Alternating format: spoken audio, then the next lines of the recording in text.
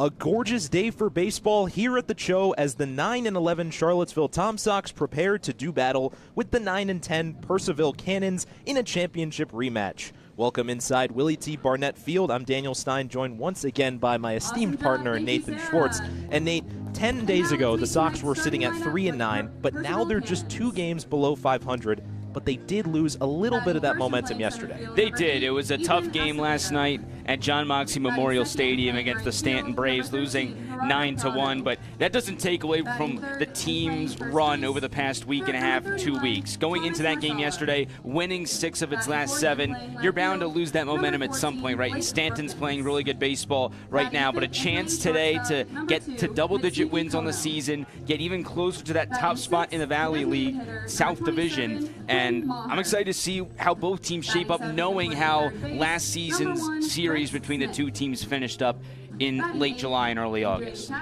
This is a series that's been very competitive as of late, but we'll get into our keys of the game, and I can start with mine first. The top of the order production key for this Tom Sox team. They have a bit of a different starting 3 than they have in the first half of the season. Jackson Soroy at the top of the order for the 2nd straight game. And we'll go through the rest of the Tom Sox lineup later, but I think that top of the order production really going to be huge as we go into this game. But Nate, what's your first key to the game? Well, my first key to the game is it is your mom's birthday, Daniel. Happy birthday, Mrs. Stein. I know you're tuning in out there in Wilmette, Illinois.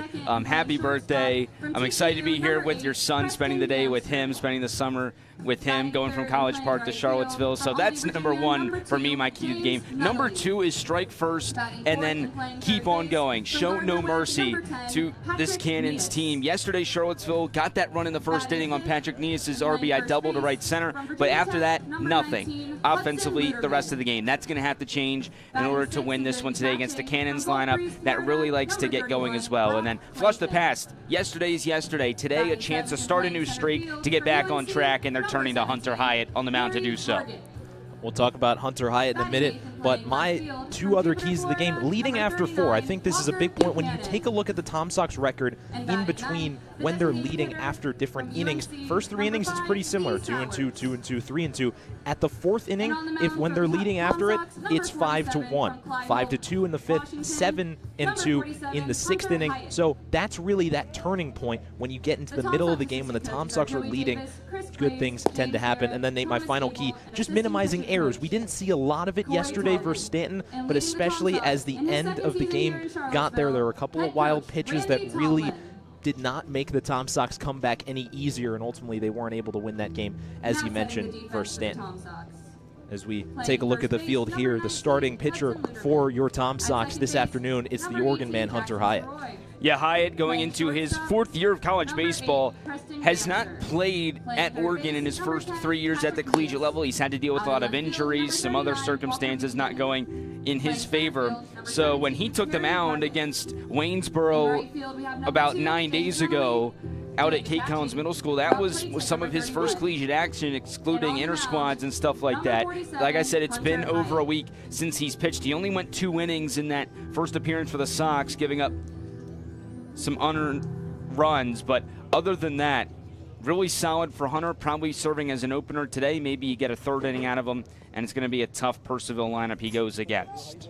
We're just about ready to go. Ethan Acevedo will dig in first for the Cannons, as Hunter Hyatt will pitch with Brock Clayton, who's his battery mate. He's currently in the portal, but played at Florida in his first season there.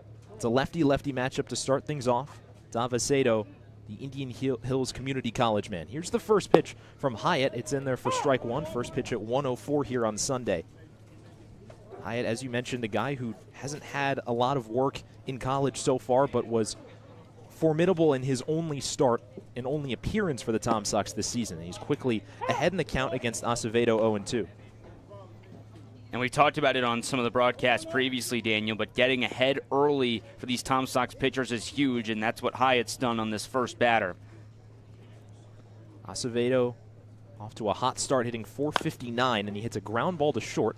Preston Gamster picks it cleanly and throws over to first and makes the out there. So good start for Hunter Hyatt. That's Hudson Luderman over at first. To finish out the infield, Luderman at first, Soroy at second base, and then you have Patrick Nias over there at third. Out in the pasture for the Tom Sox, you got Walker Buchanan in left field, Perry Hargett in center, and James Nunnally in right. Designated hitter Lee Sowers, will see him in the bottom half of the inning. Digging in now for the Cannons is Gerardo Prado, another guy who's had a hot start to this season. .321 average with a home run on 18 hits. Hyatt misses for ball one. And he's a guy that's been getting on base, slugging .411 as well. The OPS is in a good spot for the guy headed to Sooner Nation soon. Did commit to Oklahoma recently as Prado takes one inside. He spent his first 2 seasons at Amarillo College out in Texas, where he was, in no other words, fantastic. He hit .387 his first season. Then he bumped it up to .400 his second season, on the way to breaking the program record for hits in a season. Prado's ahead in the count here, 3-0. The record was 74. He ended up with 83 hits. He also swiped 24 bags as well for a really solid Amarillo team out in the JUCO realm. It's 3-0 here. Hyatt behind in the count. And that pitch nicks the outside corner for strike one. Prado, a rising junior from San Juan, Puerto Rico. A guy who was very highly recruited. A top 25 player in the class of 23 from the PR. Prado takes a fastball outside, and the Cannons have their first base runner on the walk. 8th of the season for Prado. And for Purcellville, a team that has had their ups and downs just like Charlottesville as well. I think that key that I mentioned of Charlottesville trying to strike first could also apply to the Cannons as well, especially knowing that throughout the season, Charlottesville has been a bit inconsistent with getting runs late in games. So that brings up Thomas Marsala, who's at first base this afternoon. He's in the portal, but spent his last season at Western Kentucky as Marsala. Looks like he got a piece of that one, and it's going to be strike one there from the left hand of Hyatt. Marsala on the season hitting .317 with 3 home runs and 7 driven in. And a good power bat for this Cannons team. Marsala has been at 3 different colleges in his 3 seasons. Western Kentucky, his 3rd. Second pitch from Hyatt. Here's a slow ground ball. Soroy has to wait for it. He throws over to Luderman and makes the play. Advancing over to second on the ground ball is Prado, and there's 2 away here in the first. And that was a really tricky play for Soroy, and even though I don't even think he meant to do it on purpose, great base running by Prado, slowing down, almost hovering over that ball, maybe blocking the vision briefly for Soroy. But Soroy able to recover quickly, make that throw, and you'll definitely trade an out there for a runner moving up 90 feet. Now you got to be careful as a former Tom Sox steps into the batter's box for Purcellville. Here he is, the big lefty, Blake Brookins here. The Florida man against the former Oregon man. Hyatt looks back at second. First pitch to Brookins is drilled into right field.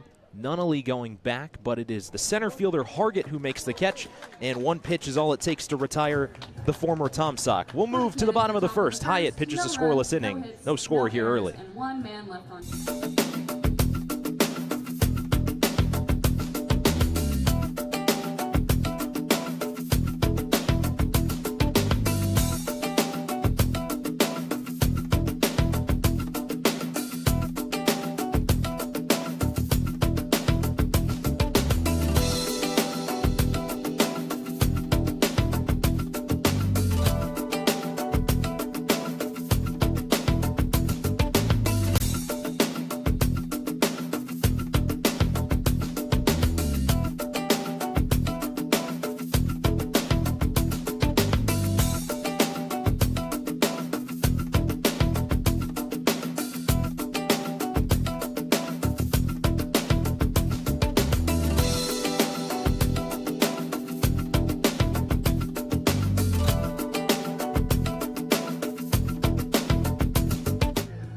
After the scoreless first, the Tom Sox get ready to hit. Jackson Soroy leading things off. We'll take you through the rest of the Tom Sox lineup. After Soroy, it's Preston Gamster, then James Nunnally, Patrick Nias, who's over at third, Hudson Luderman, Brock Clayton, Perry Hargett into the lineup in center field, Walker Buchanan getting his first start in a while. He's out in left, and then Lee Sowers rounding out the order as the designated hitter. But then you turn to Purcellville. It's the right-hander Soda Indin on the mound here for the Cannons.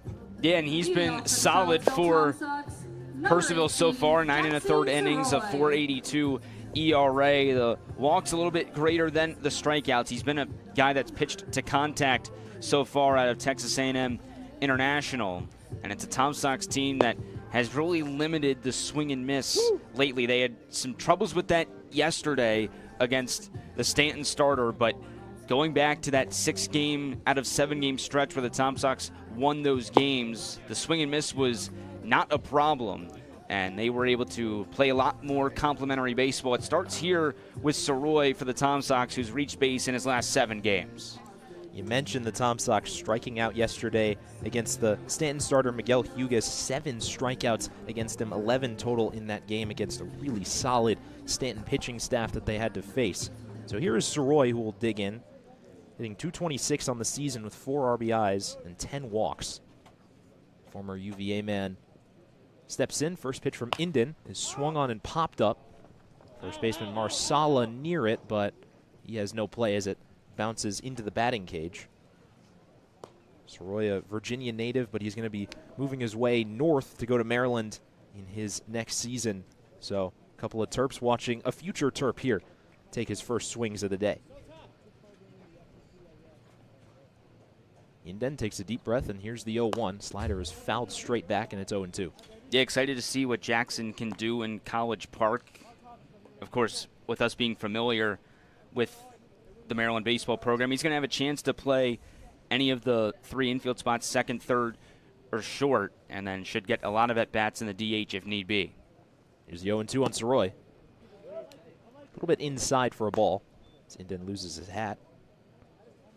Soroy working on a 6-game hitting streak here and a 7-game on-base streak, as you mentioned there, Nate. He was in the leadoff spot yesterday where he got a hit in the 8th on a single as the slider from Indin misses outside. It's a Tom Sox lineup that you're used to seeing Kyle Langley at the top of the order. He hasn't really been in that spot as often, and of course today he gets an off day. So instead it's Soroy as the 2-2 just misses outside, according to home plate umpire Kyle Dickerson, and Soroy's worked it full. Yeah, it's the 3rd time this season that Soroy has led off. The 2nd game in a row, led off last night against Stanton. Coach Randy Tomlin trying something new here, moving Langley down. Full count on Soroy, and he fouls one away towards the Cannon dugout. But I think a big part of why he's moved to the top of the order, you look at the walk number that you talked about earlier, Daniel, with 10. He's had 2 games with 3 walks. Against Culpeper he did it, and against Newmarket last Sunday as well. And he's 1 pitch away from doing so here. 3-2 from Indin. That ball is at the top of the zone for strike 3. As Soroy has some words for Kyle Dickerson, but that's strike 3 called, and Soroy can't get the walk there, coming up just 1 short. Yeah, that to me was clearly above the strike zone.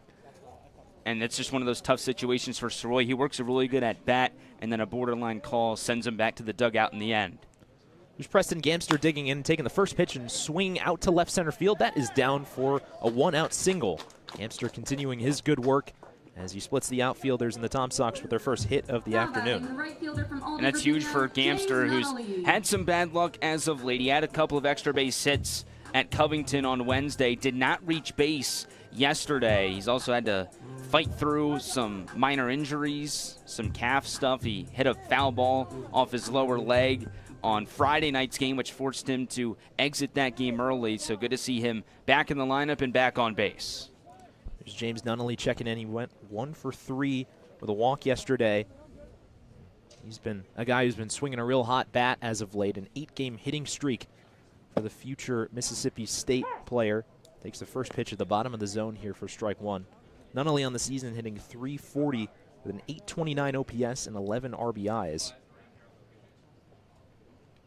The lefty's got a runner on first to work with and 1 out. Second pitch from Indin is just below the zone for ball 1.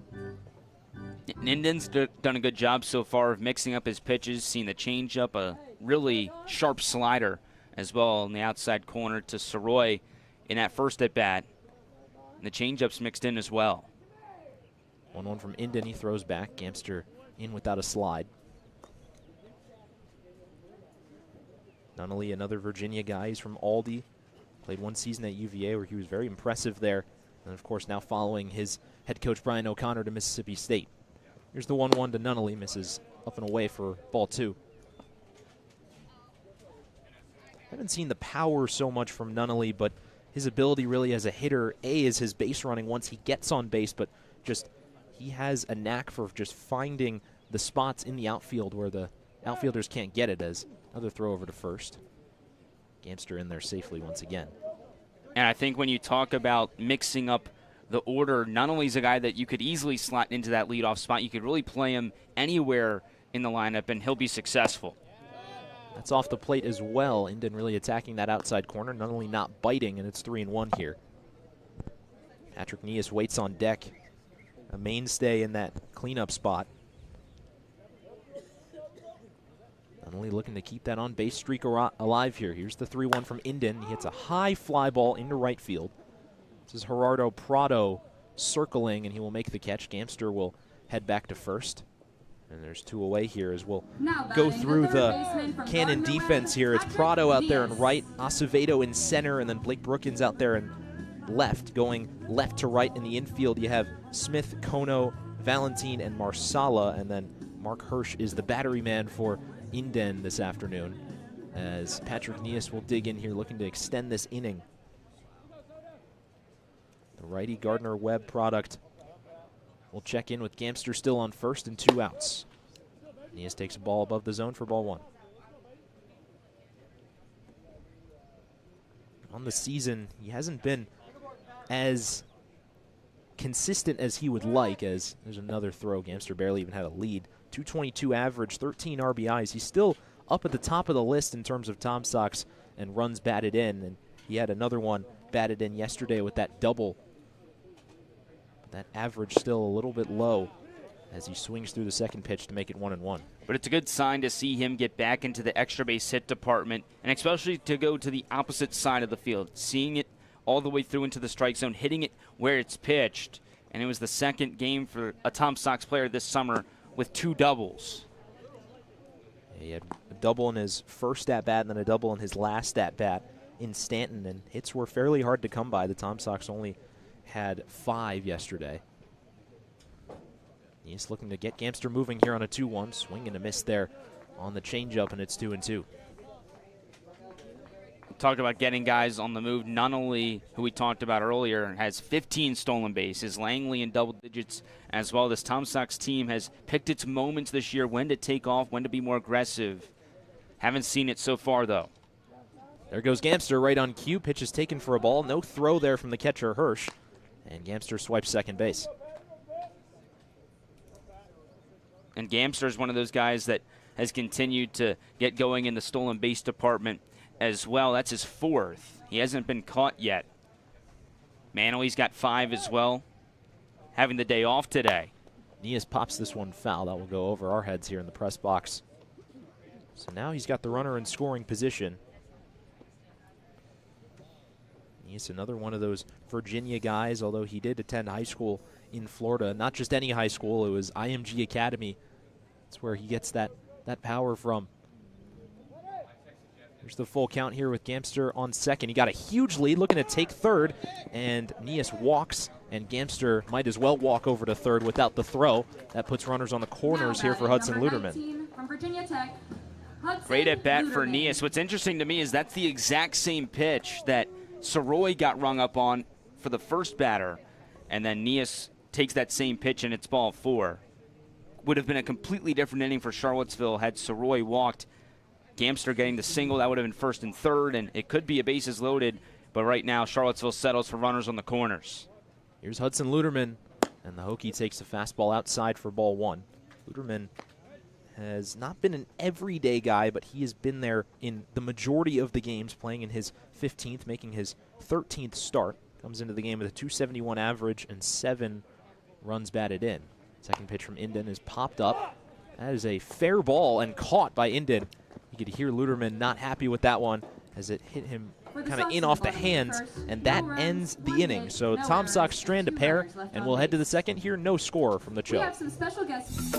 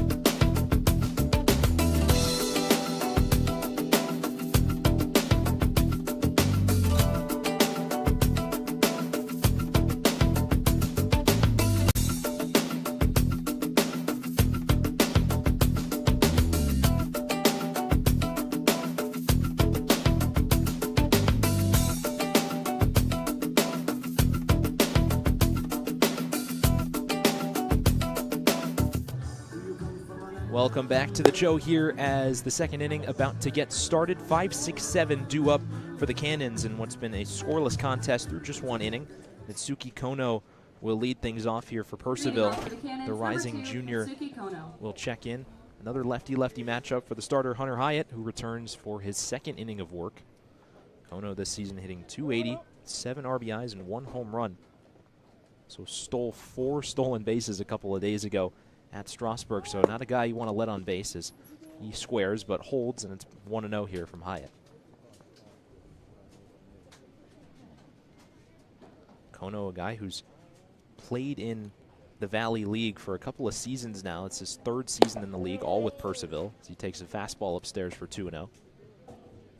Purcellville always tends to be a team that is able to consistently bring players back year after year, and Kono's one of those guys that is a long-tenured Cannon. Kono takes one, has to move out of the way for it, and he's ahead in the count 3-0. He's played in 16 of the 19 games that Purcellville have played in before this one. 3-0. He takes inside. It's a 4-pitch walk, and they put Kono on here, a guy who's stolen 8 bases to lead off the second. Now batting, the designated hitter. And he's got a great approach. He doesn't take the bat off his shoulders other than trying to square to bunt, and maybe that messes with the eye level of Hyatt, who does have to work with that 6'5" frame of his. And the walks have been something that Hyatt's had to work around as well in his first 2 appearances. First pitch to Hyatt. Here's Quinn Maher. Gamster able to make the play, but just too high on the throw as it gets away from Luderman. Kono will move over to third. Into second with a slide is Maher. And be interested to see how they score that one. But now the Cannons have something going here with nobody out and 2 runners in scoring position. It's going to go down as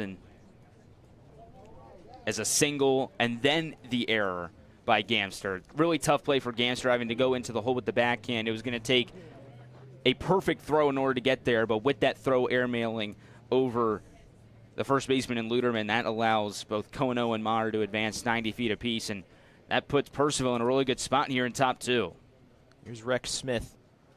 Another lefty-lefty matchup as Gamster was positioned for the double play, so he had to go really far to his right to even get the glove on it. But instead, Smith has a chance to break the deadlock. First pitch from Hyatt at the top of the zone on the bender for strike 1. Smith, the rising senior, is committed to play at VCU. hitting 161 on the season with 5 hits and 6 runs scored.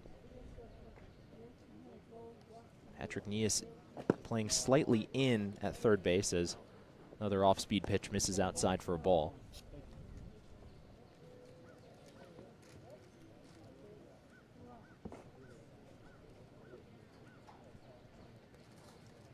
Hyatt comes set, rocks back and forth, takes a deep breath and fires. Fastball misses upstairs for ball 2. And a big thing for Hyatt here is, even though you don't want to give Smith something down the middle of the plate, you got to be able to locate that fastball for a strike. Whether it's at the bottom of the zone trying to induce a ground ball, it's going to do wonders for his appearance if he can figure out how to get that fastball in the strike zone. Because if you don't have the fastball working, then over-relying on the off-speed can be problematic. Hyatt behind in the count here, 3-1, with nobody out. Got Kono on third and Maher on second. Smith takes a strike at the knees, and he runs it full here as Hyatt looks to get back in this inning. Smith, a guy who's played 1 year at 2 schools, first at State College of Florida and then at Santa Fe College. He played in 36 games this past season. Is it a full count here against Hyatt? Here's the pitch, swing and a miss. Good stuff by Hyatt, able to locate that fastball on the inside corner, and he picks up his first strikeout of the afternoon. And like I said, keeping it on the lower part of the plate is going to be huge for Hyatt. He's got a lot of zip on that fastball with some natural tail as well. And then going at the knees for strike number 2, and then down and in to the lefty and Smith for strike 3. Excellent execution on that sequence for Hyatt. Here's Mark Hirsch, the catcher, who takes one on the inside corner for strike 1. Still got those 2 runners out there on base, 2 in scoring position, but now 1 out. Hirsch, the rising sophomore from FIU, played in a handful of games for them this past season. Here's the 0-1 from Hyatt. That misses just inside to make the count even. We saw before the game, of course, the Tom Sox have a handful of players from FIU, Evan Allwine, Adonis Velez, Tristan Dietrich. So they were meeting with the couple of players from FIU that played for the Cannons on the mound before the game as that fastball nicks the corner, and it's 1-2 here to Hirsch. That's one of the beauties of summer ball, right, is a lot of the guys playing in this league come from the same schools, and you'll have 3 or 4 guys from one team at all these different teams, so they all get to see each other pretty consistently throughout the summer. 1-2 from Hyatt, swing and a miss. Hirsch trying to go for the defensive swing, but comes up empty. Back-to-back strikeouts for Hunter, and there's 2 away in the inning. And he really seems to have focused in on locating that fastball like we talked about in that prior at-bat. It's been his strikeout pitch these last 2 batters, and he's 1 out away from working out of that major jam with runners at second and third and nobody out. Here's the 9-hole hitter, Corey Valentine, another FIU man. The rising senior takes a first pitch strike on the outer half. Valentine has played in 6 games in this season for the Cannons, hitting 167 with 1 RBI on 4 hits. Guy who had a very successful JUCO career before he got to FIU, as the second pitch to Valentine misses inside. Guy who played for College of Central Florida, a team that won the JUCO World Series back in 2023. Hit 400 in his final season for them, 7 home runs on 76 hits. Here's the 1-1 from Hyatt, just a bit inside on Valentine. And for Valentine, just getting those first couple at-bats out of the way. Really looking to get his summer on a roll, and this is a perfect opportunity to do so with 2 guys in scoring position. 2-1 from Hyatt, pop up. That will go beyond the fence and out of play. So it's 2-2 in the second here with 2 outs and 2 on base. The deuces are wild, as our fellow Terp Jack Suzanen would say. Hyatt gets ready for a big pitch here to Valentine. Kono still on third and Maher on second with 2 outs. Hyatt deals on a 2-2 slider. Caught him looking. A late strike call from Kyle Dickerson. And so after letting the first 2 on base, Hyatt strikes out the next 3. Great work by the kid as we go to the bottom of the second. No score here from the CHO.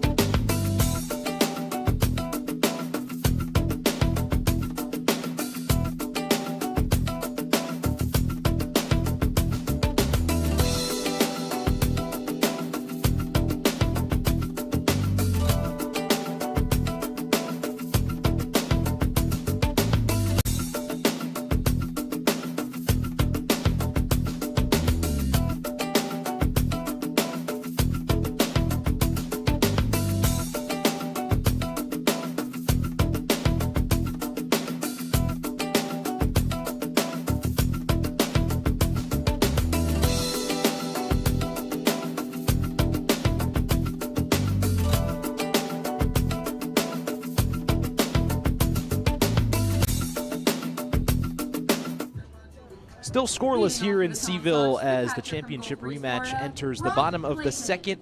It is 6-7-8 due up here for the Sox, and it starts with the catcher, Brock Clayton. And Brock has been playing every other day. Evan Tavares and Brock switching days catching. Really good day for Brock on Friday, where he had his second multi-hit game of the summer.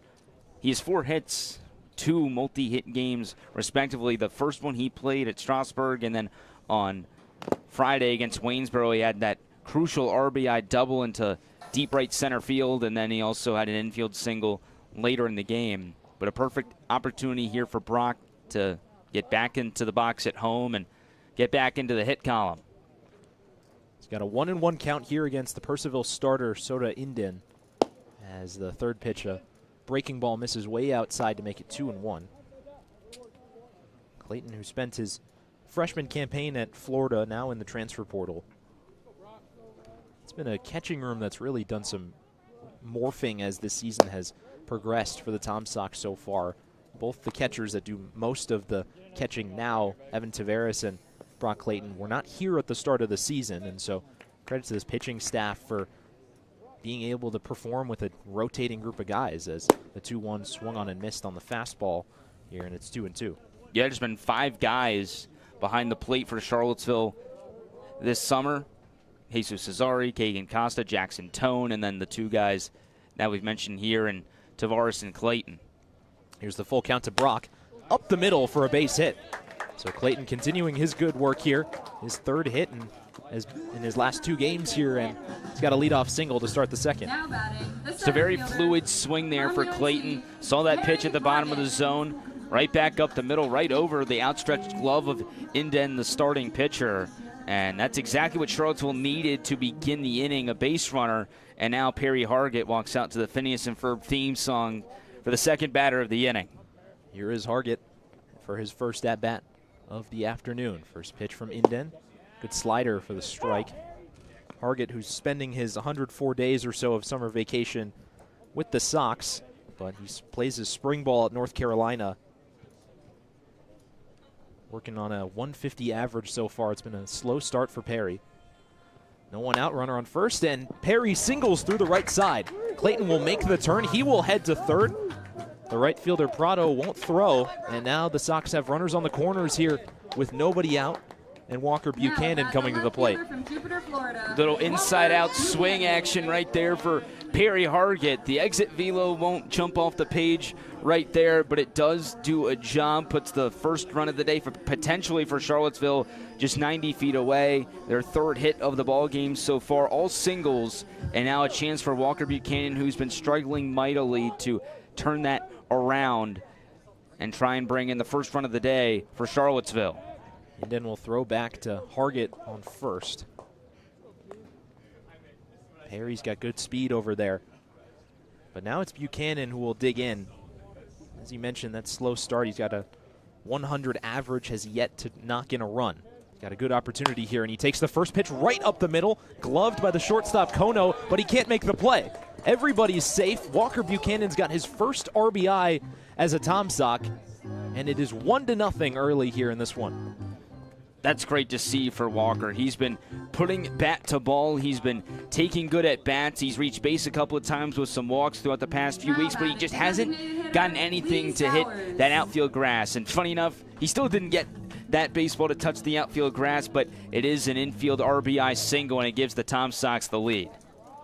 So it brings the 9-hitter, the designated hitter, Lee Sowers, to the plate.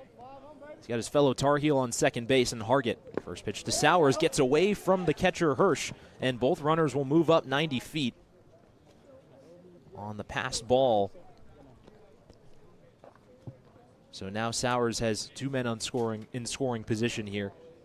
I think they're going to score that a wild pitch. That ball was in the dirt. Always can be difficult to tell, especially from where we're sitting. Our camera is behind the catcher. We don't have a center field camera out there to see from the other side. Big opportunity here for Sowers with still nobody out. Second pitch to Lee. Breaking ball in the zone to make it 1-1. It's another guy for the Sox that's looking to get going. He had those 2 doubles last Sunday against Newmarket. Not too much since, though. 1-1 to Lee.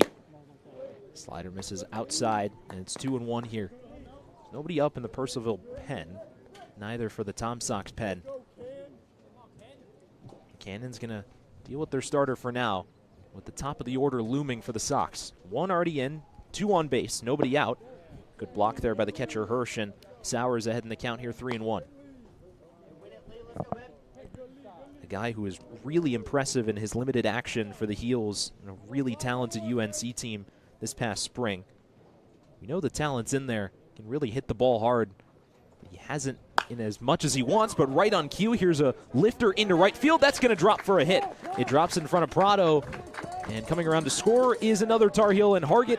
It's 2-0 here on the RBI single from Lee Sowers. At the top of the lineup for the Tom Sox, Second RBI this summer for Lee Sowers, and that's the 4th straight single to begin this bottom half of the second inning for the Tom Sox, who already have 5 hits in this ball game off of Indon. Nothing too hard hit. The Tom Sox just dinking and dunking their way into the outfield grass to take a early lead, and they're not done yet. Runners on the corners for Jackson Soroy. He takes a first pitch strike off the outside corner. Soroy 0 for 1 with that backwards K to start off the bottom of the first. Throw back to first, Sowers in there safely. Got Buchanan on third and Lee on first here. Still nobody out, and 2 runs already in. The leadoff man, Soroy. Second time through the order for the Sox, and Soroy lifts one out to fairly shallow right field. Prado drifting over. He will make the catch. Buchanan's going to tag. Might be a play. It's a great throw from Prado, but it can't be controlled by the catcher Hirsch, and Buchanan's in safely on the sac fly. 3-0 Tom Sox here, hitting all 3 of those runs here in the second inning. 2 former Who's teaming up there for the 3rd run of the inning for Charlottesville. Soroy does his job with a fly ball into right field. That was a heck of a throw by Prado, but Hirsch just had a little bit of trouble corralling the ball on the 1-hop. Buchanan had to do a little evasive measure to get around Hirsch, the catcher, but he was able to do so to make it 3-0 Sox. So now after his first inning single, here's Preston, the hamster gamster, looking to keep the wheels spinning as he takes a fastball off the plate for ball 1. He's got Sowers on first with 1 out. Gamster, the TCU product, will look to keep the line moving. There's one on the corner for strike 1.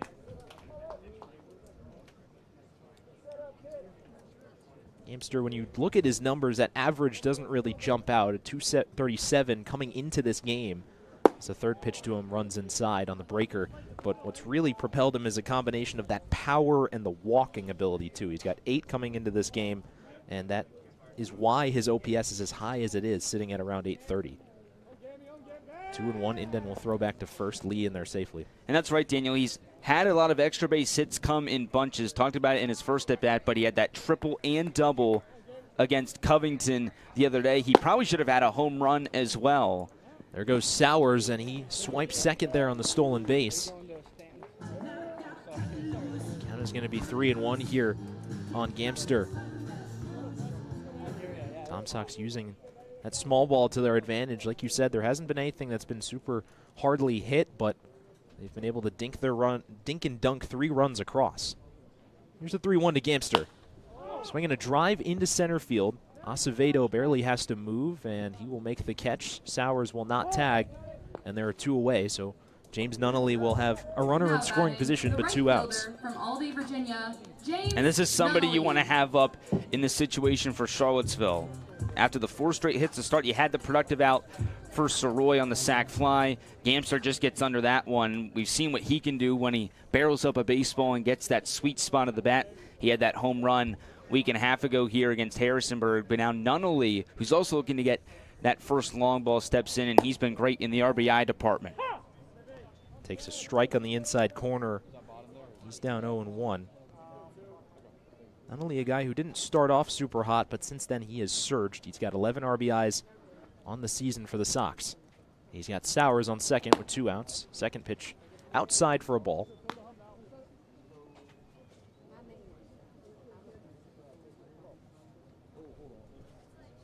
And on the season for Nunnally, coming into the game, hitting .368 with a runner in scoring position.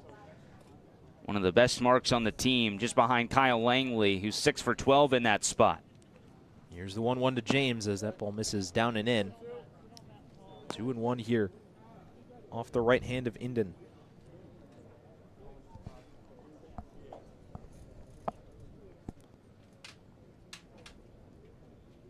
Inden will swap out the ball, but you just go down the list for Nunnally. You had a multi-hit game at Stanton and Strasburg. You got the bases clearing double against Strasburg on the 12th. You got the 2-run single versus Newmarket, the 2 RBI singles at Covington. I mean, this is just a guy who really lives for those at-bats with the runners on base. Here's the 2-1 from Inden, and Nunnally right on cue down the right field line for a hit. Rounding third and coming home is Sowers. Nunnally will get into second without a slide. It is an RBI double. There's number 12 for number 2, and the Sox have made the lead 4 here in the second inning. And again, it's not that deep drive for Nunnally. It's not too much power, but it's perfect placement, and it's a great extra base hit to keep this stellar second alive for the Tom Sox. Getting a pitch on the inside corner, quick hands, uses those quick hands and stays inside of the baseball, pulls it down the right field line. If that ball maybe rolls a little bit slower, it could be 3 bags for Nunnally, but that was also a great job by Prado to get into the corner and make that relay throw to keep Nunnally to just a 2-bagger. And for Charlottesville in this second inning, we talked about it earlier, Daniel, in our keys to the game, but striking early and then keeping your foot on the gas. It's something they could not do yesterday. After taking that 1-0 lead, they immediately gave it up on the home run in the bottom half of the inning and then were not able to score any runs the rest of the day. Here in this inning, already having a ton of runners come home to take this big lead is huge for the momentum. First pitch to Patrick Nias, misses up and in for a ball. Especially with a smaller field here at CHO Airport Field. It's only 290 down that right field line, so you mentioned how Prado was able to get to that ball, but still a really well-placed hit from Nunnally as Nias comes up empty, and it's 1-1. Tom Sox have struck early in this one. In an inning that started off scoreless, the Sox have brought in 4 and are looking to bring in more here with Nunnally in scoring position. Third pitch to Patrick. Good slider on the inside corner, and it's 1-2. Hudson Luderman waits on deck if needed here. He is trying to keep this inning going. Inning that's seen 5 hits from Charlottesville. Inden looks back, now in. Nunnally got a great jump. Here's the 1-2. Nias takes called strike 3.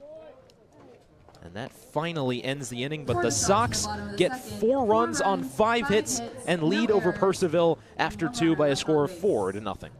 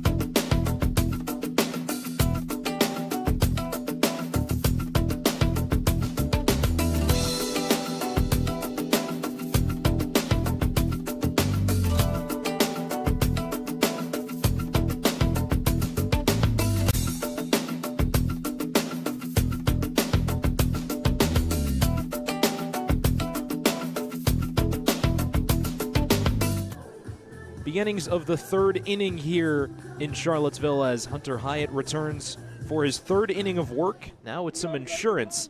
Charlottesville up 4-0 here over Purcellville as the lineup card turns over, starting with Ethan Acevedo here who is 0 for 1 on the afternoon. Hyatt will get that lefty-lefty matchup once again. Acevedo rocking that hot pink bat with the pink wrist guard as well, and he takes strike one. Hyatt's really done a good job of getting out in front of these Purcellville hitters early, as Acevedo's in the 0-2 hole here after going after the second pitch breaking ball. Acevedo is a guy who's just been scorching as of late. He's had 2 hits in 5 straight games. It's the reason why his batting average is so high in the 400s. Hyatt takes a deep breath, ahead in the count 0-2. Acevedo hits a chopping ground ball up the middle. Gamster gloves, circles, but can't make the throw in time. Nice work there by Acevedo, legging out the infield single. Good effort there from Gamster, whose calf seems to be fine after he got hit by a pitch a couple of games ago, but nonetheless an infield single here for Acevedo. Yeah, that's one of those tricky situations where it's a perfectly placed ground ball from Acevedo. Not much you can do if you're Gamster. I didn't think he was even going to get there, so the fact that he even got there tells you the amount of range that he has, and that throw was on the money, and it wound up being a relatively close play at first. Prado swings at the first pitch and fouls it back into the screen. Now he's got Acevedo over there at first base. He's got 4 stolen bags. Prado in this game, no official at-bat. He walked back in the first. This is a Purcellville lineup you have to be very careful with, especially at that top of the order. Second pitch to Prado. This is outside.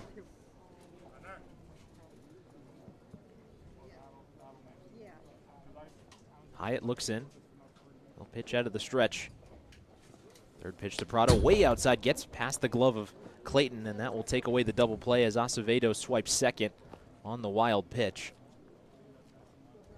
Puts that cannon runner in scoring position here for Prado, who's knocked in 6 RBIs this season in the Valley.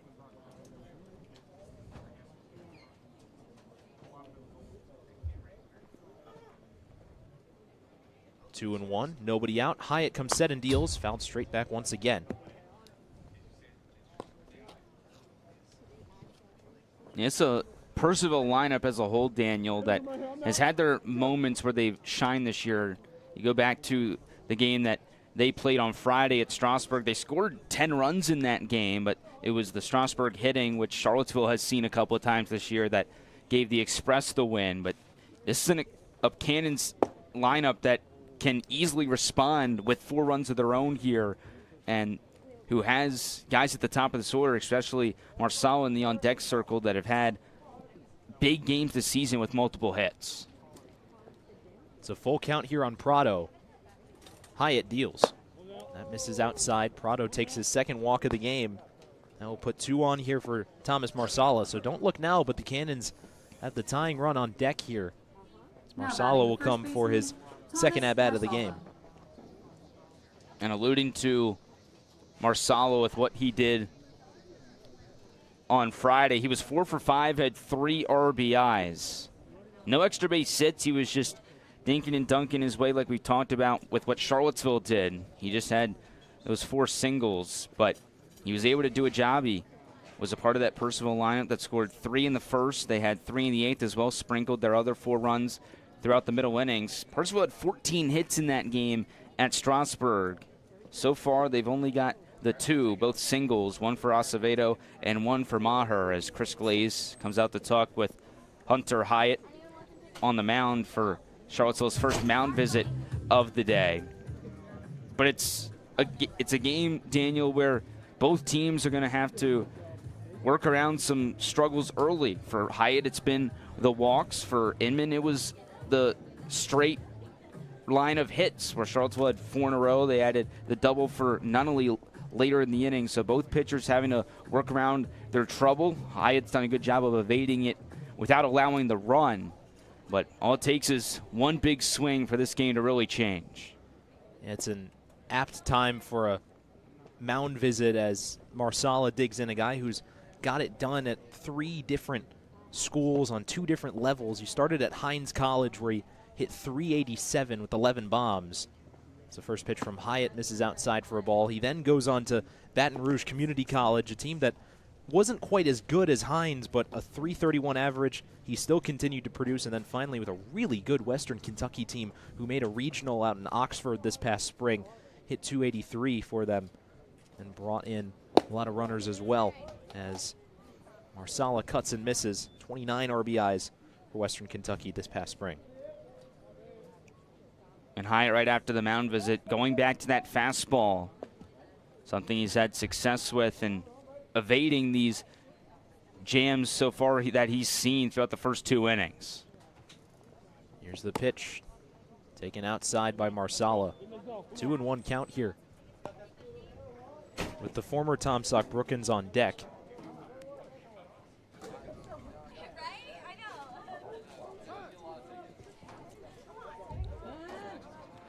Time is called here as Riley Rorty will out and getting a loose ball behind home plate umpire Kyle Dickerson. 2 runners on here, nobody out. It's a 2-1 count on the 3-hole hitter Marsala. Guy who will be going to his 4th different school in 4 years as he's in the portal. Originally from Monroe, Louisiana, coming a long way. Both runners go. Here's a ground ball to first. Picked cleanly by Luderman. He takes a look over and steps on the bag for the first out. So good work by Hyatt getting that ground ball. There's 1 away, but both runners move up 90 feet. Now 2 in scoring position. Well, hit and run situation right there for Purcellville. Marsala trying to hit behind the runners. Luderman with a great job of staying down on that baseball, getting the out. And now it looks like Charlottesville's going to change its arm.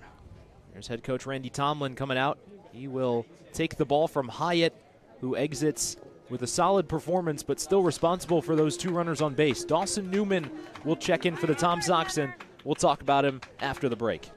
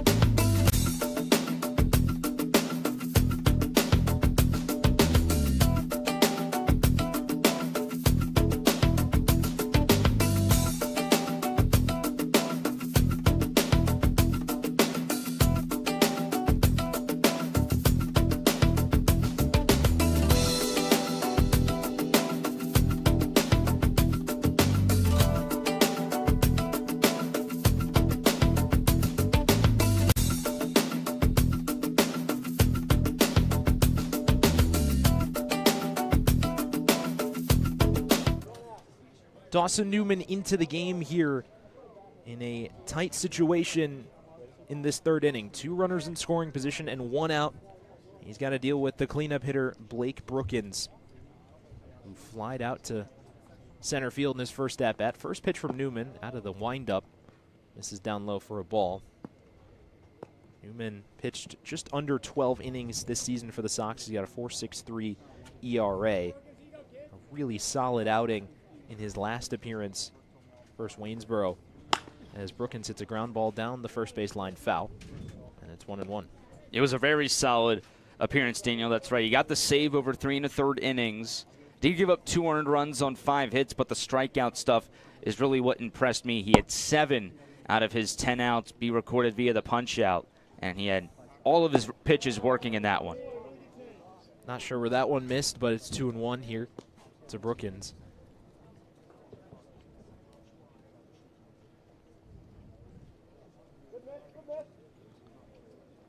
Brookins using that pink bat. Fouls that one straight back, and it's 2-2. Good battle. Yeah, some bright accessories with the pink bat and the teal glove for Newman from his time at Coastal. Got the bright orange shin guard there on the right foot of Brookins. Here's the 2-2 from Dawson. Upstairs for a ball. Brookins runs it full with Kono on deck. Newman, a guy who has been used as mostly the first guy out of the pen, just like he's been used so far today, but he's also picked up a save, especially versus Newmarket as that ball gets away from Clayton. It's ball 4. Runners will hold, and that will load the bases here for Kono with 1 out. Not the worst thing in the world right there for Newman. Of course, you never want to walk anybody, but now force it any base. Kono, a guy that does hit the ball on the ground a decent amount. Probably going to have your corner infielders, at least Nias for the most part, in with the grass. Looks like Luderman's going to hang back behind the bag. And then your middle infield's going to be at double play depth, so let's see what happens in the left on left. Kono, who has walked on 4 pitches in his first at-bat, takes the first pitch and swings it foul. For Kono, this is a journey that's been very interesting since he's come to the States to play baseball. He's been at 3 different schools, the first at Sierra College, where he was there for 2 seasons. As he looks to square and places a beauty down the first base line. Newman gloves, pitches over to first. Luderman wasn't on the bag, and Kono able to beat it out. The run will score, and everybody moves 90 feet there on the RBI bunt single. Can just tell that Kono was really comfortable with laying one down, and Newman took a good path to that ball, but just, I think, gloved it a tiny bit late. And it results in the first run of the afternoon for the Cannons. They have the go-ahead run at the plate here in Quinn Maher. Again, same thing for Purcellville that Charlottesville was able to do in that second inning, with just finding ways to advance runners. First pitch from Newman, he overthrows it, and it's inside for a ball. So now Kono on first, Brookins on second, and Marsala Prado on third, I should say. Second pitch from Newman, cut and missed. Maher 1 for 1 in this game with that single. They later charged Preston Gamster with the air on the throw, but still a single for Maher as he fouls that one to the left side. It's 1-2 here on Quinn Maher, the designated hitter. The different batting helmet colors always so interesting. Maher's is purple, and then you have Brookins, who's bright blue, and then 2 other runners on the corners with the black helmets. Newman steps off.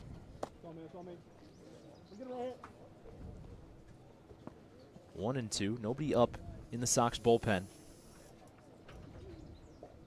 Newman out of the wind on a 1-2. Little nubbed ground ball. Nias picks it cleanly over to first for the out. The run does score, so it's 4-2. Tom Sox still ahead as Prado comes home on the ground ball. Nias unable to turn 2, but they do get 1 out. Now there are 2 in the inning here for the third baseman, Smith. That's probably best case scenario for both sides right there on a 5-3, where Charlottesville was able to get the second out. Purcellville brings home another run and keeps 2 runners in scoring position. So a base hit, in theory, could tie this game at 4 apiece. A break in the action here as Maher will run back to the dugout with all the previous hitters' guards. Smith will dig in, 0 for 1 with the strikeout. Newman out of the wind again. Here's the first pitch, a slow tapper towards first. Luderman gloves, underhand tosses it to Newman, who steps on the bag. Nice work there and coordination between Luderman and Newman, and that ends the inning. So Purcellville cuts the Tom Sox lead in half, but Charlottesville still ahead here after 2.5 by a score of 4-2. And 3 runners left on base.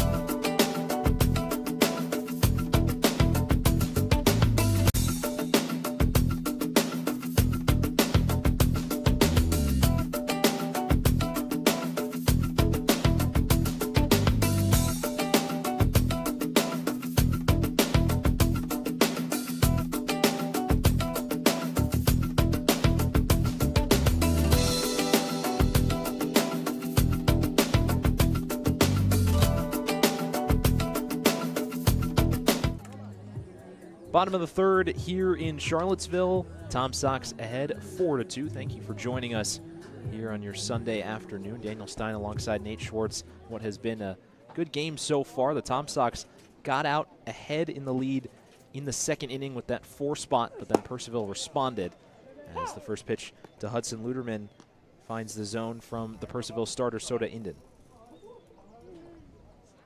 Luderman, his second at-bat of the game after popping out to the pitcher in his first at-bat. Even the count here, 1-1. Luderman, a guy who just frankly can hit. You've seen the power from him as he sports that power there and almost hits his third base coach, Randy Tomlin, but pulls it foul. It's 1-2. Guy who hit the first home run of the season for the Tom Sox way back at the beginning of the month. He's got 7 RBIs as well. So OPS just south of 800 coming into this game. He's behind the count here, 1-2 with nobody out, and Luderman lines that one, but it's caught by the shortstop, Kono. Nice play there from the cannon, and that puts 1 out on the board here for Brock Clayton, who started off that big second inning with the single. Yeah, it was a laser off the bat of Luderman, and when he does have those big hits, he loves to go to the left side of the field. He's gone down the line a couple of times for some RBI doubles. That looked like a easy single off the bat, but Kono shows off the range and is able to extend for the first down of the inning. Those are the kind of plays that help you shift the momentum, and clearly Purcellville has found its stride here in the third. So Clayton will look to bring back some of that momentum. 1 for 1 in today's game. Starting off that bottom of the order here for the Sox. And Clayton lifts one into shallow right center field. Prado coming in, and he has to let it drop. Brock Clayton's 2 for 2. Continues his good work and puts a runner on here with 1 out for Perry Hargett. And that's the third multi-hit game of the summer for Brock Clayton. All 6 of his hits have come in those 3 multi-hit games. So it seems with Brock, his hits come in bunches, and that's always a good thing. And just like he did in the second inning to start that 4-run stretch, he's the first guy on base for the Sox in the third.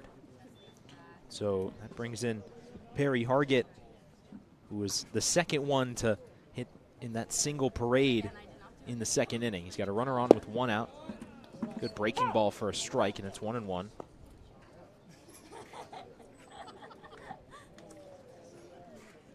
One on, 1 out in the third. Tom Sox ahead by 2. Inden versus Hargett. There's the third pitch to him that bounces off the top of the plate. No swing from Perry, and it's 2-1.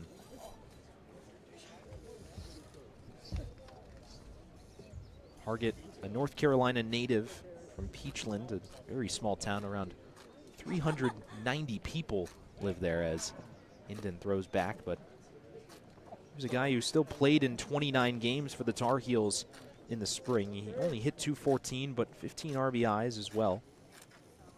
Able to get on base a third of the time there. Hargett pops one up towards the right side. Prado will not have a play. That will land near the Tom Sox pen. And it's 2-2 here with 1 away. The Sox are starting to work these counts against Inden. There is some action in the Cannons bullpen on the other side of the field down the left field line. It's the right-hander Mason Hoheisel, who's 6'7", 250 pounds. He's got a really big frame. Going to be a different angle than what Inden's at 5'10". It's going to look a lot different. It's going to have a lot more zip to it, as well as he's throwing it from a lot closer.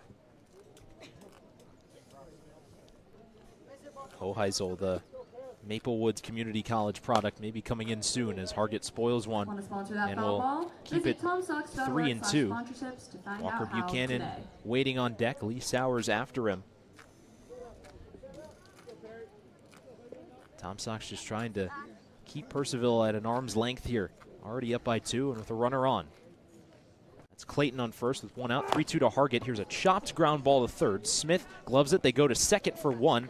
No chance of getting Perry at first. He's able to leg out the fielder's choice, and so they replace Clayton with Perry at first base, and now it's up to Buchanan to extend the inning. Now at bat, the left fielder from and that was an interesting decision right there for Smith at third base. He made the plays, so no harm, no foul, but with how slow that ball was hit, I thought he was going to go to first base and just take that sure thing at first, but he made that risk going to second. It worked out in Purcellville's favor, bringing up Buchanan. Here is Walker as he takes one on the outer half for strike 1.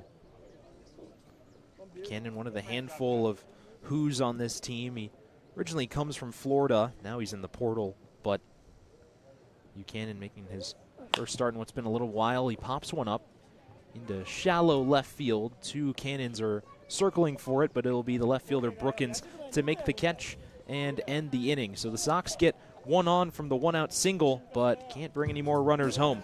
We will move to the 4th inning. Charlottesville ahead 4-2.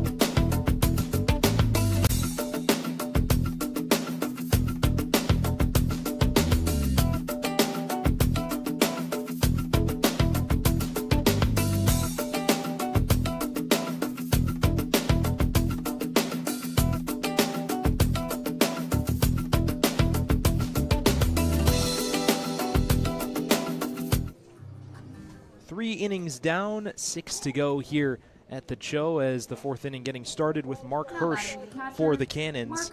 The 8-hitter in the order will face Dawson Newman, who returns to the mound, nursing that 2-run lead here for Charlottesville. Hirsch 0 for 1 in this game with the strikeout. Faces another lefty here in Dawson Newman. His first pitch of the inning misses outside for a ball. Hirsch, a guy who has been a fairly consistent catcher defensively for the Cannons, but the offense has not quite gotten there as he pops one into center field. Hargett racing over will make the catch to retire Hirsch for the first out of the inning. Brings up Corey Valentine here, who also struck out as part of those 3 straight Ks at the end of the 2nd inning from Hunter Hyatt. But Valentine, we talked about his JUCO numbers earlier. You know the talent is there. And this is a guy who, he's not your average 9-hole hitter, considering he hit almost 400 in 2 consecutive seasons in JUCO. Swings and misses at the first pitch from Newman.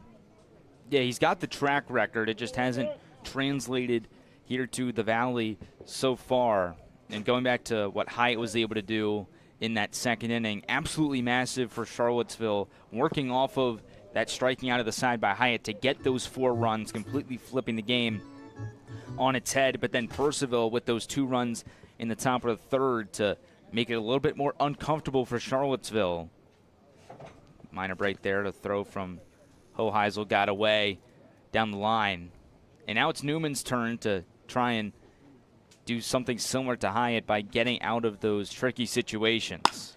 Here's one right up the middle. There's that talent there from Valentine as he singles into center field. That puts a runner on first and brings the tying run to the plate here in Ethan Acevedo.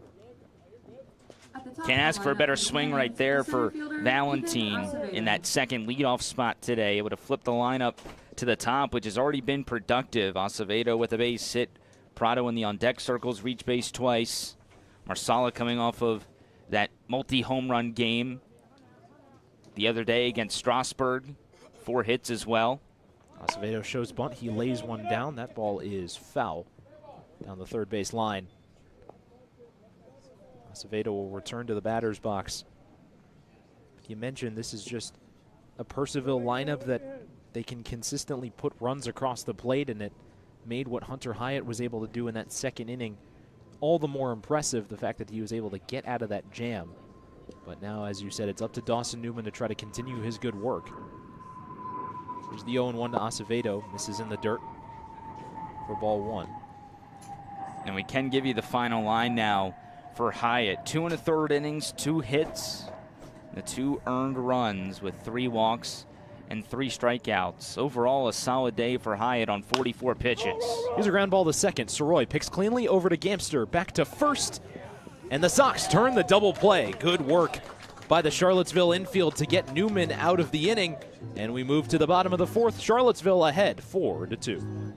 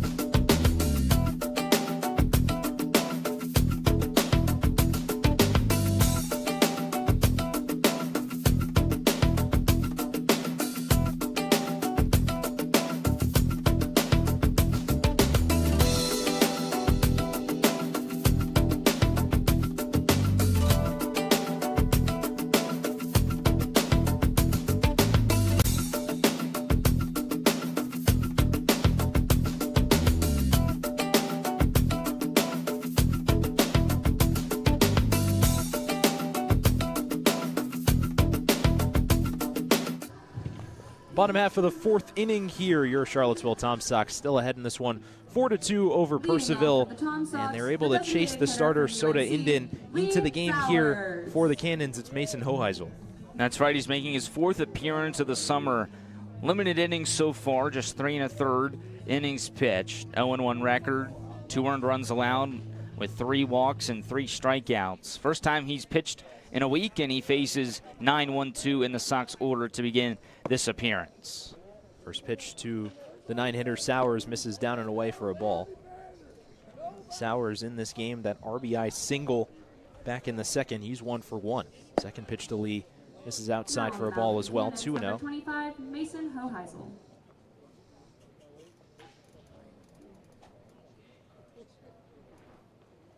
Here's the 2-0 from Hoheisel, and Sowers lifts one into center field. Acevedo ranging over with some carry to it. It's actually the left fielder, Brookins, who will make the catch for out number 1.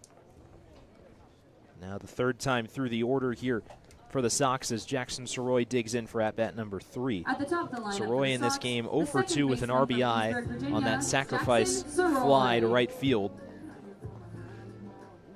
So Soroy so far a semi-successful day at the plate with the run batted in. First pitch from Hoheisel, swung on and missed here for strike 1.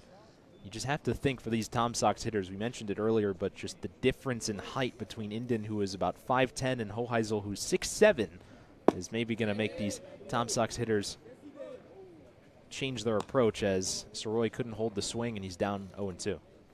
Yeah, it's interesting because even though Hoheisel has that 6'7" frame, he drops down, not quite 3/4. He comes back over the top eventually, but he does lower his center of gravity. Probably goes down to maybe 6'5", 6'4", somewhere in that range. A little bit of an interesting delivery. Soroy, did he go?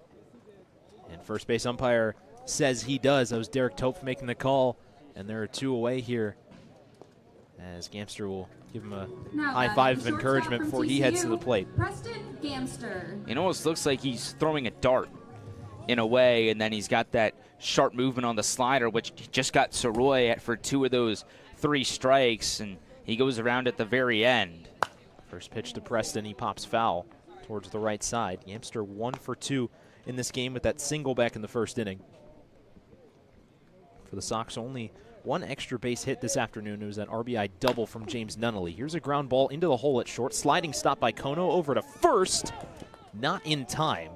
Really good effort there from the Cannons shortstop, but Gamster able to leg out the single. It is his second of the game. Puts a runner on here for James Nunnally. As we mentioned, had that RBI back in the second inning. Nunnally will check in for his third at-bat here, 1 for 2. Got Gamster over on first. First pitch to James, finds the zone for a strike. It's a solid turnout here at CHO Airport Field on a hot day here as June comes to an end. In just a couple of days, ball taken outside. Makes it 1-1. It was around 90 degrees for first pitch today, and the sun has not relented. Luckily, there's been no rain, but these Tom Sox players and fans dealing with the heat here, which has been pretty consistent throughout the week. Yeah, the heat wave's been brutal across the entire league. Forced a couple of postponements earlier for Charlottesville. Here's a drive by Nunnally into right field. If it's fair, it's gone. Nunnally flips the bat and sends one out of here. He absolutely walloped that ball down the right field line. It was just a matter of if it was going to be left or right of the pole. And Nunnally with his first long shot of the season. And it is 6-2 here. Tom Sox ahead. Well, there's that power that Nunnally has been waiting for. He had to stare and watch that one before he knew it was out of here. He flipped the bat. He knew it was gone off the bat. He just had to make sure if he was making the round trip or not. And finally, he's able to break through. He takes the team lead in RBIs right there. He's now up to 14, bringing the guy who he just passed, Patrick Nias, to the plate. Patrick ahead in the count here, 1-0. And for Nunnally, it just continues his great work this season for the Sox as Nia swings and misses to make the count even at 1 apiece.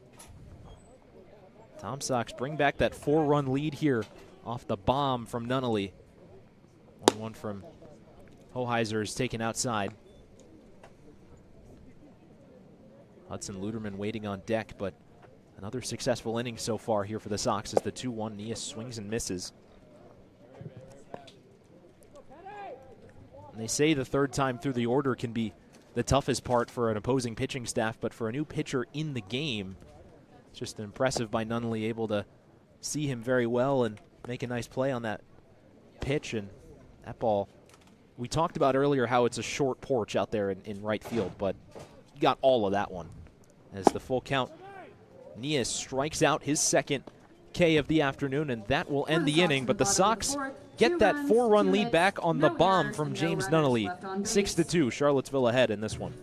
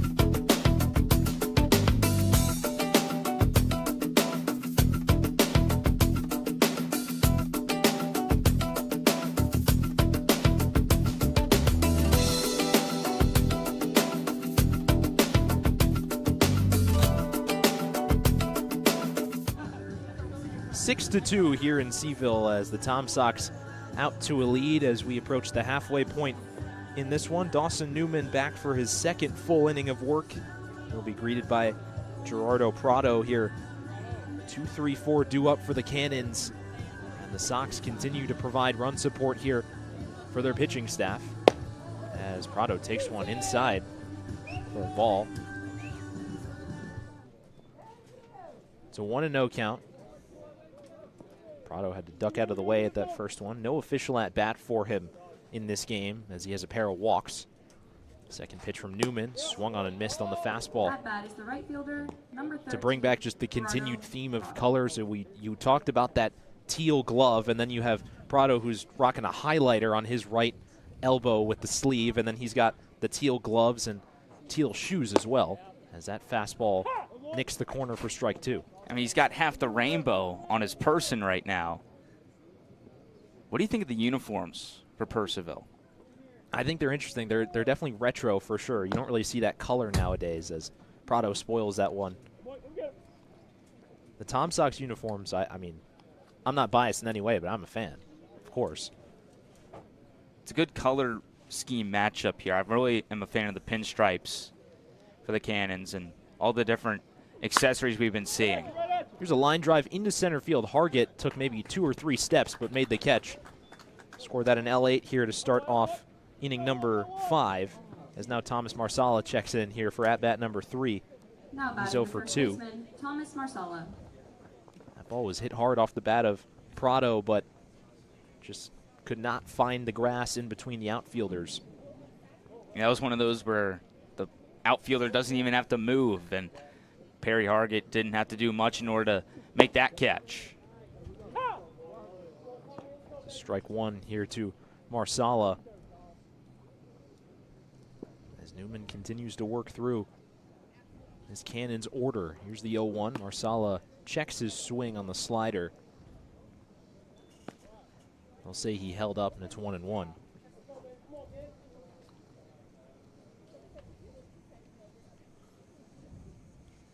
Newman holding that glove up to where the batter can't really see his face as he hits the inside corner of the zone.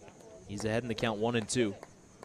Both bullpens empty here as Hoheisel will presumably get another inning on the other end of the fifth.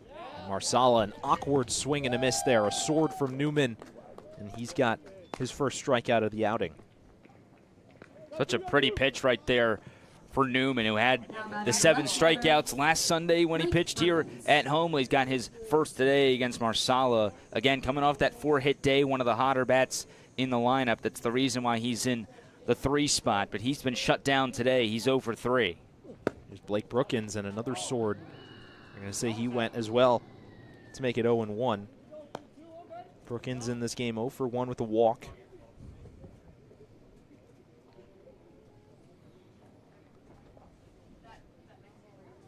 Newman on an 0-1 with the big leg kick. Pitches one in the dirt, and it's 1 apiece. Brookins, a Miami native, a guy who was pretty highly recruited according to Perfect Game, a top 250 player in the whole country. He takes one outside. Makes sense. He's got the intangibles for it at 6'6", 225.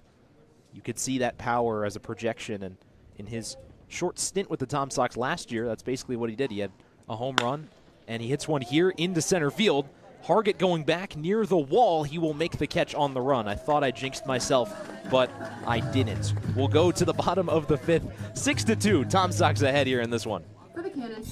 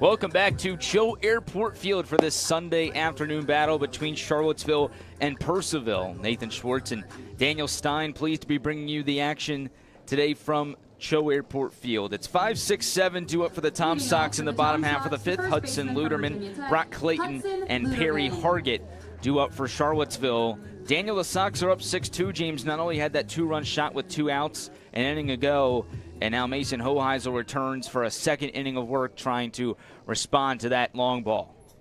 It's just been timely hitting for the Sox so far in this game. As Luderman grounds one over to the third baseman in Rex Smith. The long throw across the diamond cannot be scooped out by Marsala. And that'll be Hudson Luderman reaching on an error to begin the inning for Charlottesville. Catcher from Gulf Breeze, Florida, Brock Clayton. Yeah, this was a slow-moving ground ball. Credit to Luderman. He never stopped running on this one, and the third baseman, Rex Smith, I mean, he picked it cleanly, but the first baseman couldn't. Interesting to see how they score that. Go down as an E5. Always tricky for the first baseman across the board to scoop those out.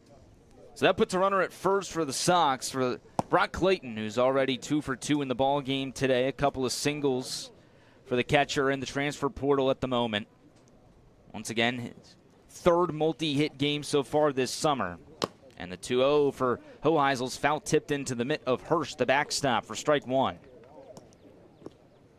We touched on it earlier, but Clayton just has such a smooth swing, and when he makes contact with it, it's like the ball is trying to angle away from the defenders. He just finds a way to get the ball between whoever he's playing against, and this is what he's done today, as we mentioned, getting those hits in bunches.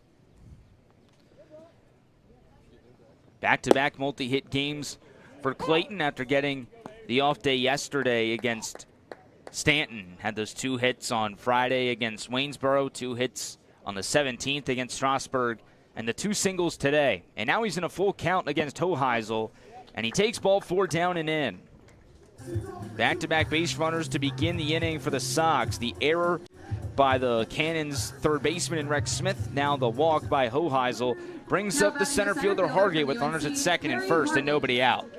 Your prototypical sack bunt situation here for Charlottesville, already up by 4. It's been a great day for the Sox bats after just 1 run on 5 hits less than 24 hours ago. Hargett tries to send it to the first baseman here on the sacrifice, but it goes too far foul over towards the Sox dugout for strike one. Yeah, that ball a little bit in on the hands. You have to be careful here if you're Perry. You don't want to bunt the ball too hard to either of the corners, because then there's a higher possibility that they go for one of those lead runners. Hargett squares, and this one is a lot softer, and it's a beauty. Right back to Hoheisel, who doesn't make a throw anywhere. He eventually throws to third to try and pick off Luderman. It's an infield single for Perry Hargett to load the bases for Charlottesville. He must have been listening to the broadcast, Nate, because this ball was perfect, making the pitcher come off the mound to make that play. And, you know, Perry's got that platypus-like speed, able to leg out the infield single. No chance for Hoheisel to get any of the runners. Now 2 singles for Hargett, who's got his first multi-hit game in a Charlottesville uniform. And that gives way to the left fielder Walker Buchanan, who's already got an RBI today. A single back in the second inning, which got the scoring started for Charlottesville today. Now Hoheisel's 1-0 is cut on and missed to even the count. Hoheisel's been looking to use that slider here in this 5th inning as his go-to pitch. On the 1-1, he goes to the breaking ball. Buchanan lines it to center. On the move is Acevedo to make the catch. His throw is offline. It goes to the first baseman in Marsala. Luderman tags from third, and Buchanan has his second RBI today on the sac fly. Nice work by Buchanan. He got one low and in and just hit a little inside-out swing. Unfortunately, he hit it right to Acevedo, but good job by Luderman, able to get a good jump on third, and the Tom Sox get one more across, and they now have 5 runs to call their lead. So that puts runners now at second and first with 1 away, with Lee Sowers, the designated hitter in the 9 spot, coming to the plate for the 3rd time. Sowers also with an RBI single just like Buchanan. Sowers also flew out to left field to begin the 4th inning as he takes ball 2. Some action in the Cannons bullpen, a right-hander getting loose. Hoheisel's the second pitcher that Purcellville has used today in its first matchup with Charlottesville this summer. Strike one called right there for Hoheisel on the mound to get back into this at-bat against Sowers. Yeah, that's Merrick Beamish getting warmed up in the pen for the Cannons. And there's ball 3 for Hoheisel, who was close to getting out of that 4th inning unscathed. Got the first 2 batters out, then Gamster singled, not only hit the homer. In this inning, started with the bases loaded, worked away with the sac fly to get the first out. Now he walks Sowers on 5 pitches, which reloads the bases for the top of the order in Jackson Soroy. This has not been the inning that Hoheisel wanted, and Sowers really didn't get any competitive pitches in this at-bat, as now we're going to get a mound visit here. This could spell the end for Hoheisel, as Beamish is going to have to get hot pretty quickly.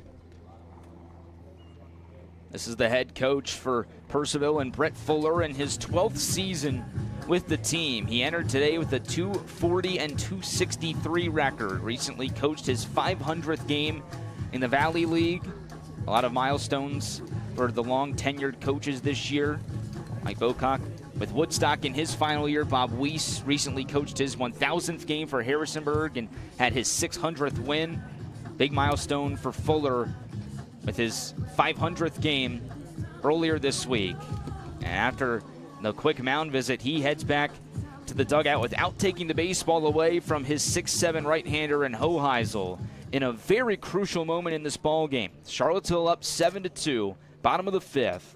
The bases are loaded, and the Sox bring up the top of the order in Jackson Soroy. Soroy with an RBI today on a sac fly. He struck out twice, and he takes strike one here on the outer half. Soroy came into the game with a decent on-base streak and a 6-game hitting streak. He lifts one to straightaway center here. Acevedo makes the catch a couple of feet in front of the warning track for the second out of the inning. He throws a laser to third, but tagging is hard to get to third. Scoring from third is Brock Clayton. And the second sac fly of the inning for the Sox makes it 8-2. Acevedo's been busy out there, Nate, but this is just good work. I talked about the timely hitting earlier in this inning when Luderman was at the plate, and this is just what the Tom Sox have been able to do. Apart from the Nunnally bomb, there hasn't been a ton of deep fly balls that have found the grass out there, but the Tom Sox are still getting runs across. So that's 2 sac flies in the inning and 2 sac flies on the day for Jackson Soroy. 2 RBIs to bump his season total up to 6. Now the 1-0 to Gamster is below his knees. Sowers, a delayed steal, is headed for second. He's got his second swipe bag of the day, and that puts 2 runners in scoring position for the Sox. This is the part of the order that you want up, your 2 best run producers in Gamster and Nunnally. Gamster takes the high heat above his shoulders to work up 2 balls and a strike. Charlottesville had 4 runs in the second, 2 in the fourth, now 2 in the fifth. But threatening again is Charlottesville, with Gamster up 3-1. A walk here could load the bases and bring up James Nunnally, who's been the most dangerous bat in the lineup for the Sox recently. Gamster takes ball 4 below his knees, and Charlottesville will have that situation play out. Hargett at third, Sowers at second, Gamster to first after the walk for James Nunnally, who's 2 for 3 today with an RBI double and a 2-run homer his last time up. Yeah, as he walks up to who you foolin' by Gunna, I can tell you who's not been fooled today. That's been James Nunnally. They're going to pitch to him, though. Right on left matchup with the bases loaded and 2 away in the bottom half of the 5th inning. A rematch of last year's Valley League Championship Series, which ended in Charlottesville's 4th title in their 9th season in this league. Game 3 of that series had a lot of theatrics. 9-5 the final. 8-2 here in the rematch. And now James Nunnally's up 3-0 with 2 away and is just 1 pitch away from bringing in another run for the Sox. Bases loaded, 3 balls, no strikes. And Nunnally takes the changeup for strike 1. Hoheisel's got to put it over the plate and challenge Nunnally here, even though it's been an awesome day for the future Bulldog. 3-1, a little bit more velo on that one from Hoheisel to work it back to a full count. And now it's a base hit or ball 4 situation for Nunnally. Runners go, the 3-2 is a called strike 3 on the outside corner. James Nunnally was up 3-0, watches 3 pitches go right by him, and the Sox strand the bases loaded in the bottom half of the 5th inning.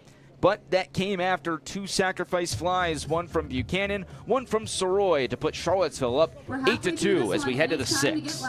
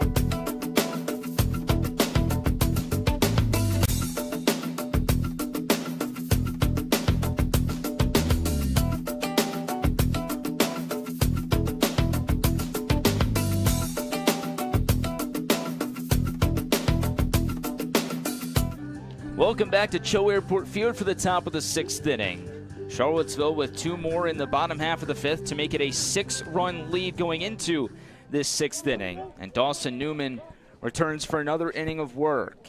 He got the final 2 outs in the 3rd. He's faced the minimum through the 4th and the 5th.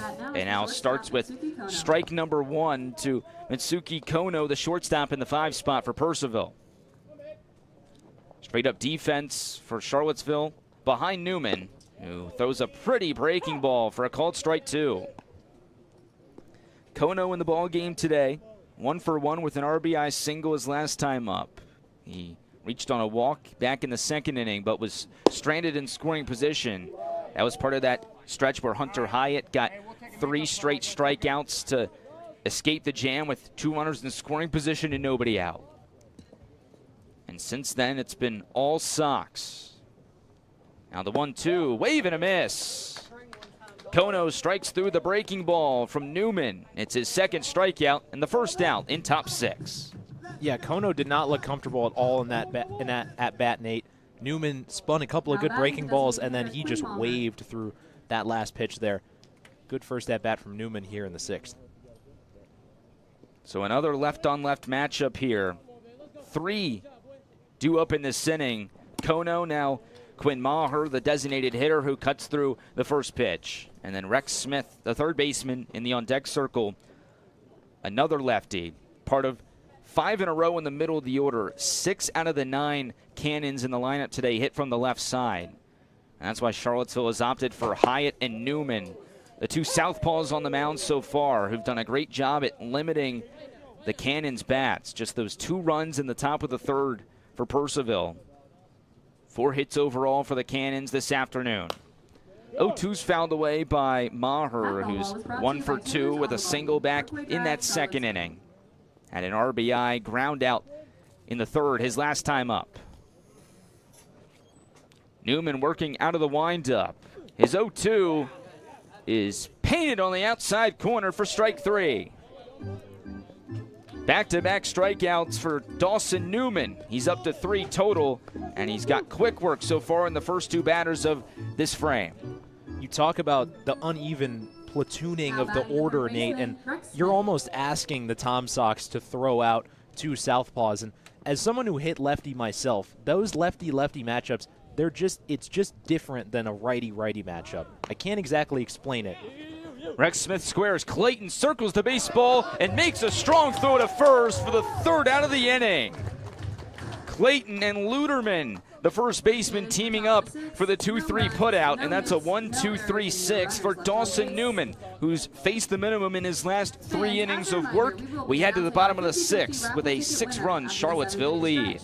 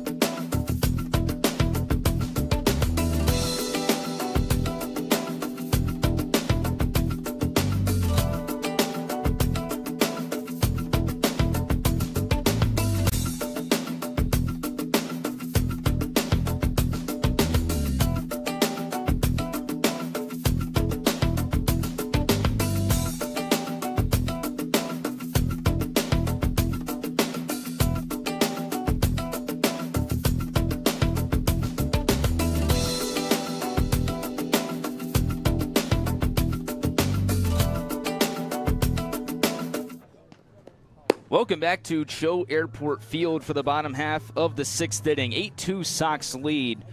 We're in a bit of a holding pattern at the moment. We believe there is lightning close enough to the field where there could be a delay here. There is a new pitcher for Purcellville if we do play this bottom half of the 6th inning. It's the right-hander the freshman Merrick Beamish out of Dyersburg State Community College. The umpires, you can see them meeting along the first base side to determine whether the Lightning is close enough. That's also Tom Sox president and general manager Chesley Mullins in the white polo exiting the frame. A long meeting here along the first base side, Daniel. But in the meantime, while they make the decision, let's take a look at the Valley League standings. Charlottesville moved into that third place spot within the last couple of days. They're 4 games back of the Harrisonburg Turks at 14-8. And on the north side of the division standings, Woodstock has won 9 in a row. They are rolling right now as we have officially entered a lightning delay here from CHO Airport Field. It is within 8 miles of the field, and that will send everybody back to their cars and halt the game for the time being. It is worth noting that we have played a full 5 innings, meaning that if the game cannot be resumed, it is an official game and will be ruled a win for Charlottesville. But we'll step aside here from CHO Airport Field. Our break music will be playing for quite some time, but when we have any updates, we will bring them to you. But at least for the next 30 minutes, we will be in a lightning delay in an 8-2 ball game, Charlottesville leading in the bottom half of the 6th.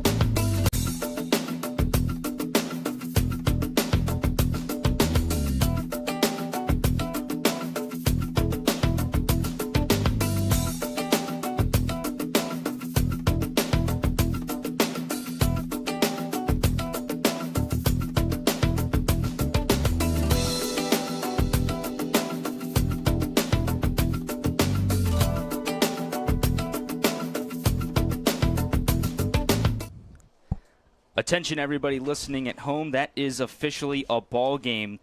Lightning clock has reset, and with it being an official game, the final is 8-2. With the Tom Sox winning this one, Daniel, it was a good game for the Tom Sox. Those runs early, the not only home run, and Sox able to respond after that loss yesterday. Yeah, we talked about in the open, Nate, just getting that momentum back and keeping it. And this is something that the Tom Sox were able to accomplish today. It may have been a bit of a shorter game, but you know what? The Tom Sox, they were able to get it done today. James Nunnally had a fantastic game. And credit to the pitching, too. Dawson Newman and Hunter Hyatt also got the job done in a really good performance against a stout Purcellville lineup. Tom Sox improved to 10-11 with this 6-inning victory. Purcellville falls to 9-11. Tom Sox will be back in action tomorrow night here from CHO Airport Field at 7 against the Stanton Braves. Second time the Sox will play the Braves in the last 3 days before Charlottesville hits the road on Tuesday to take on Harrisonburg, the team leading the South Division. But that's all we have for you. Once again, lightning and inclement weather coming up in the next few hours has stopped this game, and with it being 5 full innings complete, it is a final 8-2. The Tom Sox win this one over Purcellville in the rematch of last year's VBL Championship Series. For Daniel Stein and the rest of our broadcast crew here for the Tom Sox, I'm Nathan Schwartz saying good afternoon. Have a great rest of your Sunday from wherever you may be listening from, and we'll be back on the air tomorrow night at 7 p.m. for another Tom Sox home game.